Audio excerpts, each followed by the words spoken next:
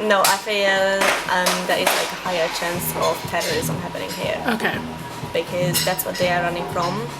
But many of them not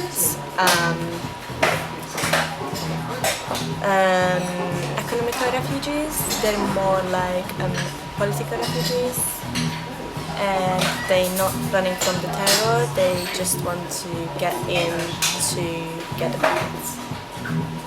Okay. How don't I feel, really? It's annoying. But I guess everything to do with politics in our country is. So, Can you elaborate? I'm not a big fan of fight fire with fire and you'll get peace. So, I do think the immigrant crisis all over the world needs to be dealt with rather than stopped, if that makes sense. Like Donald Trump trying to put borders around America to stop Muslims coming in. It's just a bit like that's not solving the problem. You're just causing a bigger problem because not every Muslim is a terrorist and not every refugee is going to tear down the world. Do you know what I mean? So there's that. I'm a big lover of killing with kindness, so I'm the kind of person that would kind of take refugees in, stay in my house. I don't care if you're a stranger. You could stab me in the middle of the night, but you could also be my soulmate, if that makes sense. I don't know. I don't really know how I feel. I try to not really dwell on it because it really quite angers me, to be honest. I think all the effort that has been done to help the Syrians and all the refugees during these times are very important, very well thought, but ultimately I think that it is more of a political stunt than actual physical and practical help.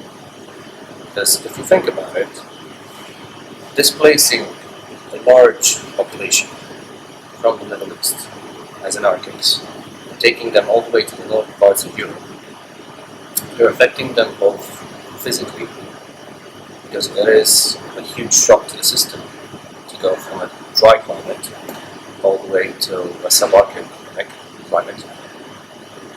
And it will create cultural boundaries, cultural shocks, clashes, because of the vast differences in society. The societal differences are quite large, and it can create conflict. That is why we have had incidents. A proper way to have helped them would have been to send funding and personnel in the neighboring countries where war hasn't started yet, or that haven't been affected by war, and help them out there. This way the transitions would have been far easier, far simpler, and you wouldn't have to have such incidents as, for example, in Paris, Germany, or even here in London. I've had some incidents, and there wouldn't have been such backlash from people that are, let's say, more close-minded or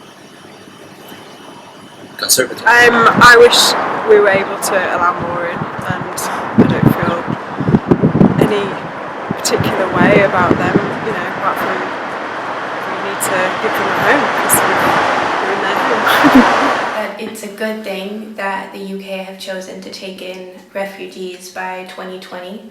I do believe that 20,000 people may not be enough.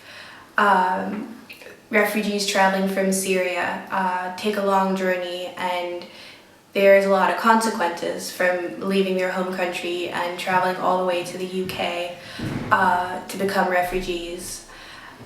What I do think that we should focus on is not just to help the refugees that come to the UK as best as we can, but we should also use a lot more resources to physically help the situation in Syria, so that they should have the possibility of coming to the UK, but I think if we can help the situation in Syria, then they will be able to stay at home and have a lot better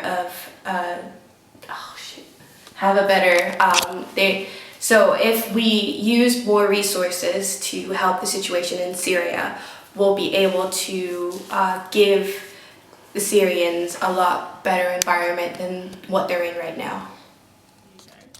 I think it's important to help people out, but I think we should let refugees come in, but we also need to solve the main problem, which is the problem in Syria and in Iraq, which is defeating ISIS, which I think if we defeat them, then we're not going to see as many refugees as we're seeing today. So I think that really goes back on to defeating the main problem. But of course, we have to help the people who are fleeing the nature of war.